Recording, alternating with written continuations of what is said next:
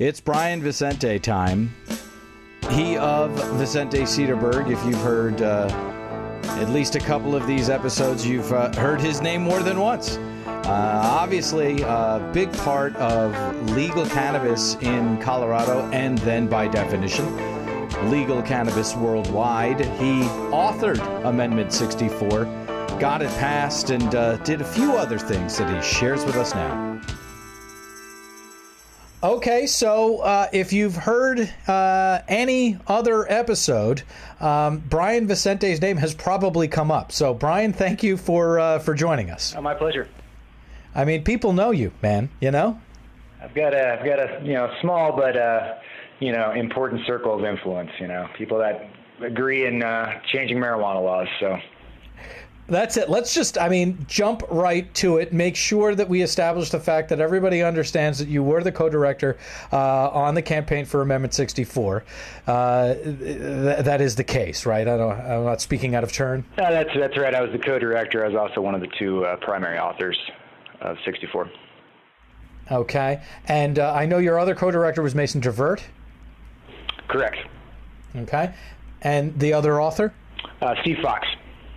Okay, and we've spoken with Steve, so he says hello, by the way. Excellent. Yeah. So what came first? In terms of you getting involved, are you from Colorado? I'm not. I'm from Ohio, and I've sort of been moving progressively west, since I graduated high school, went to college in Iowa, and then I kind of landed in Colorado really just to kind of be a snowboard bum and sort of figure life out after college, and I've been here ever since. So, I'm almost 18 years. Yeah, and sorry that snowboard bum thing didn't work out. Apologize. It worked out really well for 2 years, but it wasn't really a career path for me, that's for sure. Fair enough. All right, where in Ohio are you from? Cincinnati. Okay, and so that's Bengals. That's red. That's Reds? Is that right? That's right. That's Skyline Chili and the Ohio River and all that good stuff. Got it. And do you care about the Reds? Do you remember Pete Rose? Do you know who Johnny Bench is? Oh, absolutely. Growing up there, the Big Red Machine and the Reds had their day in the sun. Pete Rose was sort of almost like an adopted son for the city, and it was there's some exciting baseball times. They've lost some of their former glory, but what can you do? They got the All-Star game coming back this summer, if I'm not mistaken. I think that's right. Yeah. Do you get back often or no? I'm actually going back next week, but it'll be the first time I've been back in 5 years. So, I hope to go back there more frequently. But a lot of my family sort of moved away. Okay, got it. Why are you going back then? One of my family members moved back. So this is they've been living away from Cincinnati for 20 years, and now they moved back to Cincinnati. And so we're going to take my family out there and just go visit them. Got it. Okay. And Iowa, what school did you go to? Grinnell College. It's kind of a small liberal arts school in central Iowa. And what was your major there? Psychology. I see. Okay. So you've been certainly focused on the mind. Yeah, no, absolutely. I like to think that gives me some perspective on how to, reach voters and perhaps change minds on important topics such as marijuana reform. Indeed. And did you get involved in any sort of movement, any sort of group on campus there in Iowa, or no? No drug policy group. In fact, there weren't any back in the mid-late 90s when I was in college that were at that school. So no, I did some mentoring and other volunteering, but really wasn't super politically active on the marijuana issue. I understand. Okay. What were you listening to in the mid-late 90s? We are contemporaries, so I wonder what was in your CD player at the time. Yeah. A lot of Beastie Boys, I think, some Rage Against the Machine, that type of stuff, Tribe Called Quest. Actually, I had a couple radio shows at my college, so, definitely a big music fan. A favorite album by the Beastie Boys? I'll go after you go. All right. I'd have to say Paul's Boutique. What about yourself? It is Paul's Boutique. That's also mine. and sounds of science are sounds that I appreciate. And let's rejoin you. You've got the minds of Mason Tvert and Steve Fox and Rob Campion, Graham Boyd, and you've got DPA and you've got MPP and a host of others behind you in terms of the language in Amendment 64. And so then here we go. We've got the amendment. What happens next? Sure. So we produced the language, and then we decided basically to introduce the language far in advance of November 2012. We knew that we wanted to be on the November 2012 ballot. We knew that's when disenfranchised folks turn out to vote. People of color, young voters, people that support us in wide numbers. And that's when we had our best shot at winning, because it'd be the most representative group of voters. But we also wanted to have a long campaign. And it sort of plays into what I was talking about earlier, where we just believed firmly that if we could be in the news as often as possible talking about changing marijuana laws, we would influence the public over time. So it was a 14-month campaign or something like that, where we just ran, and we would hold speaking events, and we'd do press conferences, and we'd do we'd release white papers, we'd do all sorts of things to try to influence the public, to think about this issue. And because we had a hook, because we had qualified this measure for the ballot and gathered all these signatures, they kind of had to talk about it. So that was, a long push there, and I was, the co-director and was involved in a lot of the strategy calls and, what we did and didn't do. But we had one luxury during that campaign, which we didn't have for any of our prior campaigns, and that's we actually had money. The earlier work I did was funded, but it was minimally funded. We were really scraping it together. We didn't have money for polls. We didn't have money for ads or anything like that. This measure we actually did have several $1 million, which we could play with. Some of that was to get on the ballot because you have to pay signature gatherers. Some of that was for paid TV. Some of that was for sort of grassroots activism and outreach and so forth. But and polling, we had the luxury of polling as well because we could afford it. So we were able to kind of fine-tune our messages and so forth. But it was a long campaign, and I think really was very well run in certain ways.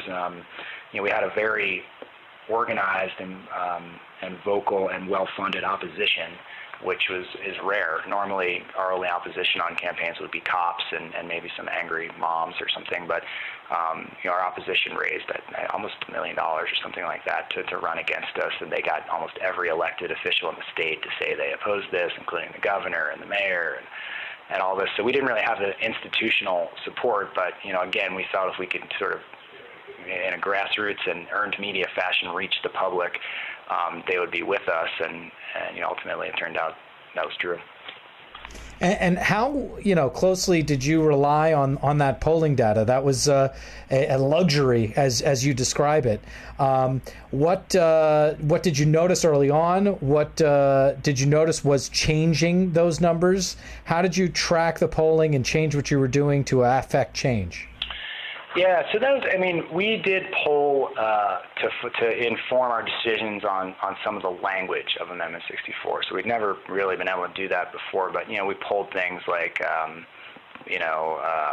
what should the tax level be, and sort of worked around that. We polled,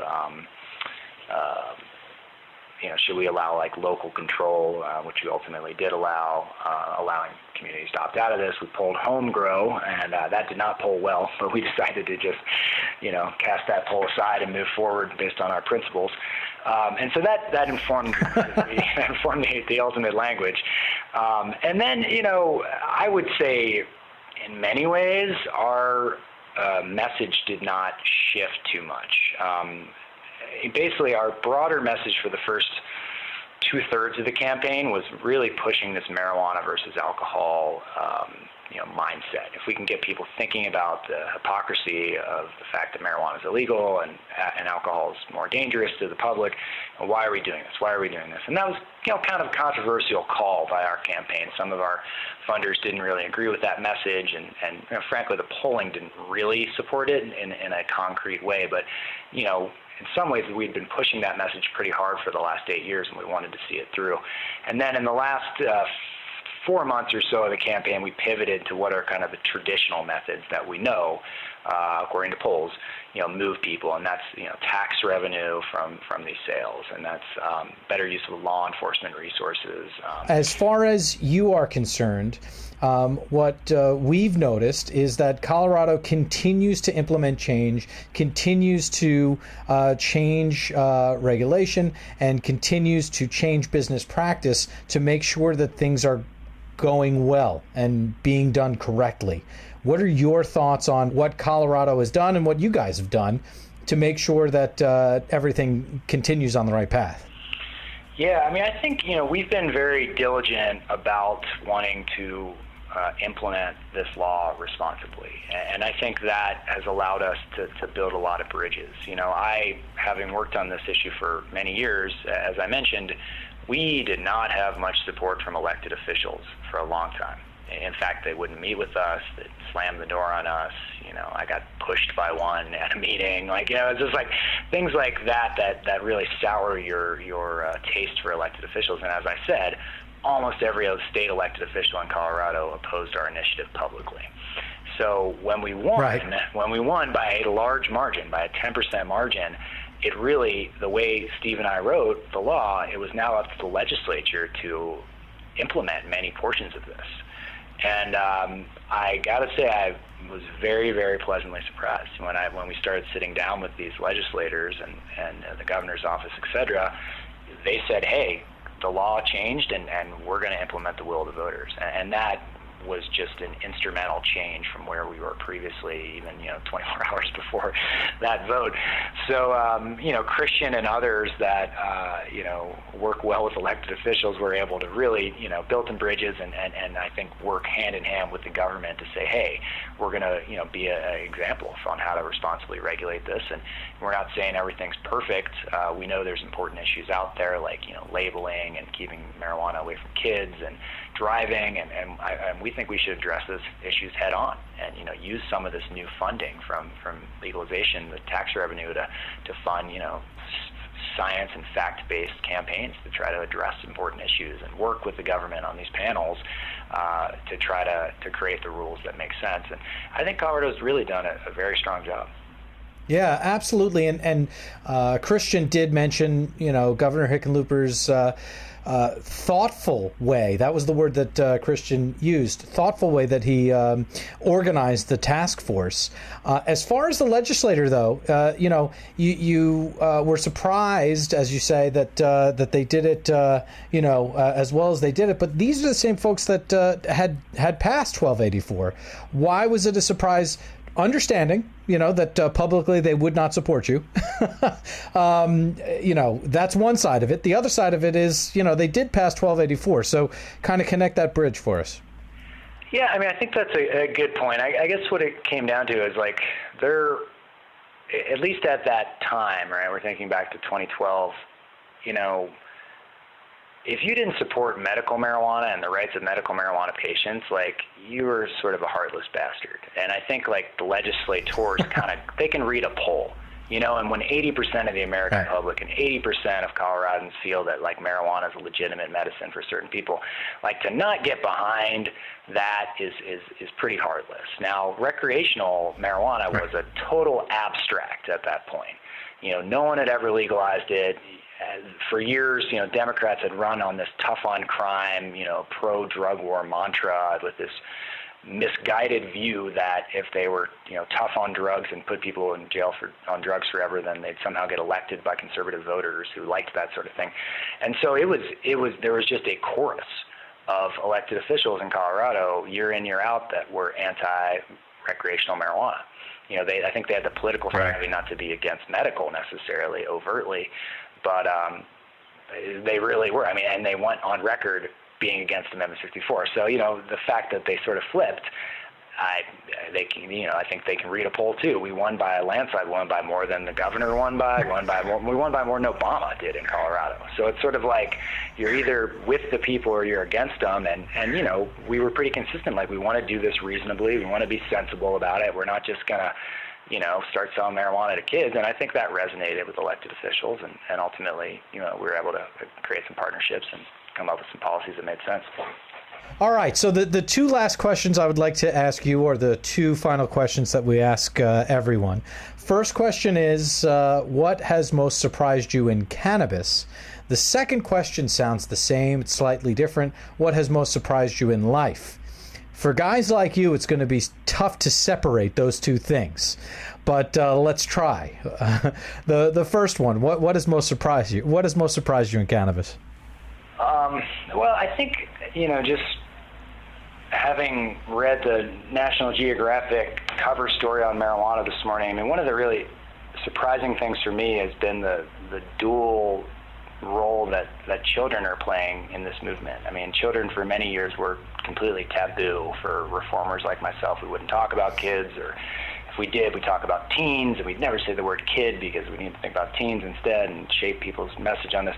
But, now we have, children are in some ways like the best friend and the worst enemy of this movement. I mean, we have children that are using marijuana medically with absolute legitimacy. They're on with Sanjay Gupta, and that is having a massive and impactful impact on voters and people thinking about medical marijuana and really marijuana as a plant. I'm a father, and if one of my kids were sick and marijuana was the only thing that helped them, I would move to Colorado in a second, or whatever it took. So you have that side of it, but then there's the other side, which is, where do we run into opposition? It's people that are concerned about their kids, and so it's not that they think their kids are their epileptic child is gonna, overdose on marijuana or something. It's more just forgetting about those sick children. I mean, there's just obviously many other children in this world, and there's this concern by parents and this concern by voters and concern particularly by women voters, which we know from polling, about kids, and we just have to have them as a movement be careful about how we sort of address that. So I just think that's an interesting piece, and you see it in the National Geographic that just came out, which has a picture of just apparently some kid in a dispensary smelling a bud that's not a medical marijuana patient, and then the next page there's someone having a seizure who's a kid, and it just could not be more stark, how we need to focus on this being for adults with the possible exception, or with the exception of being for sick kids. So kind of a messaging piece, but just sort of an interesting development. Absolutely. You have answered that question in an extremely unique way. So we've spoken with at least a few people already. That's the first time that I have heard that. So congratulations once again. Finally, what can you do? Can you separate it? What has most surprised you in life? You said you've got a kid yourself. How old's your child? I have a 2-year-old and a 1-year-old. So I have a little boy and a little girl, and they are a source of constant amazement and excitement for me. So maybe that's the most exciting and moving thing that's happened to me. Indeed, my nephew just turned 2, and he taught me a new way to pronounce umbrella. How's that? And that is umbrella. Yeah, that sounds familiar. My kids have their own take on the world, but that makes it a lot of fun, Absolutely. Listen, Brian, we can't thank you enough, for your time. Thank you for taking us through what's gone on so far. I'm coming to Colorado very soon, and would love to sit down with you again, at least to say hello, if not to have a drink. Although I guess with you that would not be the preferred substance. Yeah, we've always said we're pro-choice. It's whatever substance marijuana or alcohol, we're not pushing you towards one. There you go. That's a perfect place to end. Brian, thanks so much for your time. Thanks. Have a great day. Agitate for change. Brian Vicente was clearly able to do a fair amount of that, and again brought us the written language of Amendment 64, and also the passage of Amendment 64, and many other tent poles in the legal cannabis movement. So we thank Brian for his time.